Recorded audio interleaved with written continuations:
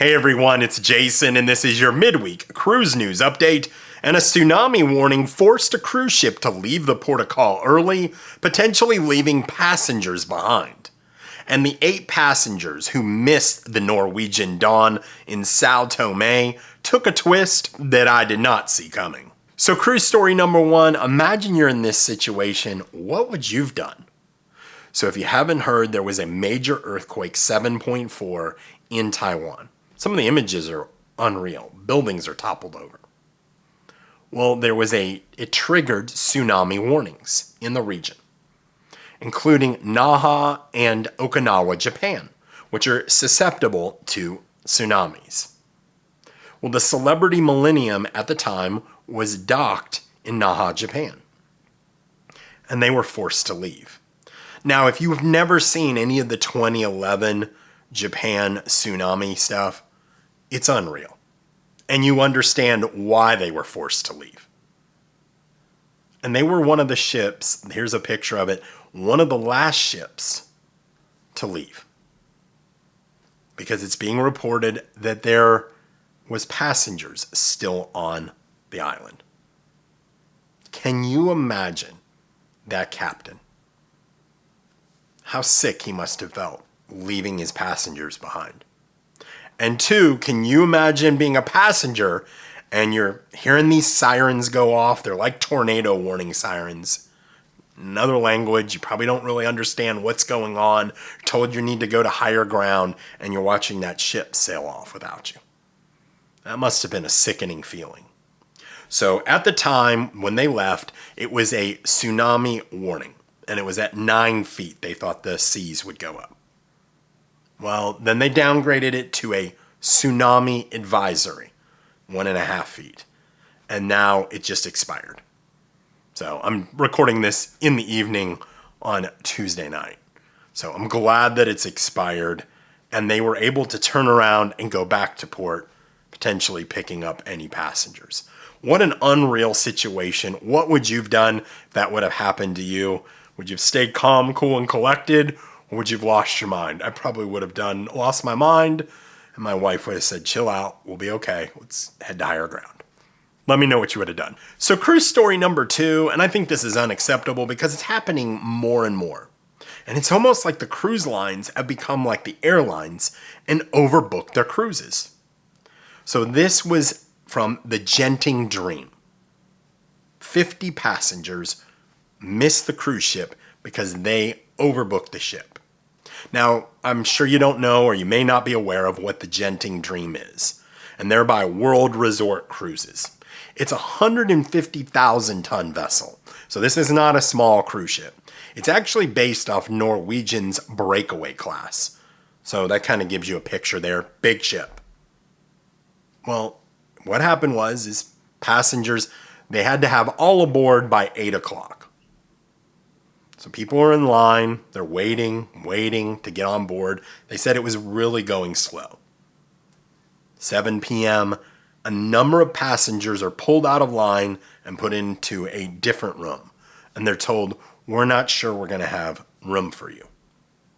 It was roughly 50 passengers. 8 o'clock comes, a little after 8 o'clock, and a representative comes in and says, we're so sorry, we don't have space for you. So they oversold the cruise ship. Once again, another story of this. Now, they apologized, the company did, and they're offering upgrades if they go on another cruise with them to a balcony or to a suite. Which leads me to believe, it doesn't say it anywhere, they probably booked a guaranteed cabin of some kind. And I know what people are going to say when I say this. They're going to get on me about it. But right now in 2024, I'd be very careful about booking guaranteed cabins because they're not guaranteed. We saw it 3 or 4 times last year on Royal Caribbean. We saw it on this ship. And also there is some rumors that could potentially been the issue with the Carnival Horizon and this travel agent from last weekend that I reported on. More and more issues with that.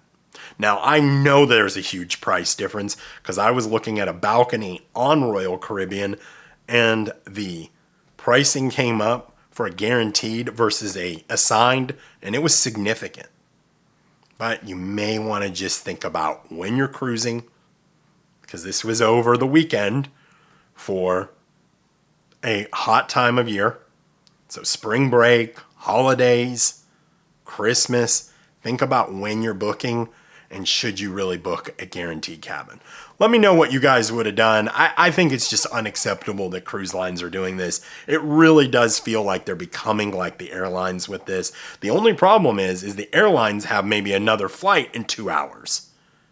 Well, I can't get on another cruise ship in 3 hours and head to the Caribbean. Let me know your thoughts. So before I get to cruise story number 3, I would ask that you please like this video as it does help the channel grow. Also, consider subscribing as we're on the path to 100,000 subscribers before we take our Alaskan cruise in the end of August. If you could do that for me, I would greatly appreciate it. So cruise story number 3, and this one took a twist that I did not see coming.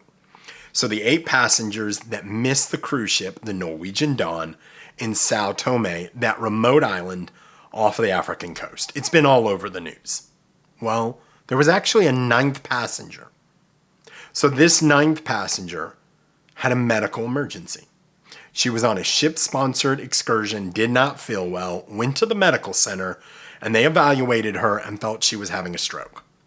Stabilized her, but did not feel they could deal with that situation. So they took her to the hospital in Sao Tome, that little island. And they left. And obviously that's what they do, but she was by herself. She was cruising by herself. They left her no credit cards and none of her money. I don't know how they expected her to get home, but they didn't do it. They also didn't contact her emergency contacts. So her son-in-law said, we never heard from him. We didn't even know it was happening until she reached out to them. Well, the other interesting thing is somehow she connected with the 8 passengers that missed the ship. And the son-in-law calls them her guardian angels. He said they took care of her. There's a picture here, and it's the couple that are from South Carolina. They're very outspoken against Norwegian about leaving them on that island. Now, they took care of her. They made sure she got on a plane. She's back in the United States. She's with her family, and she's getting medical treatment there. And they say she'll be okay. So that's a good story there.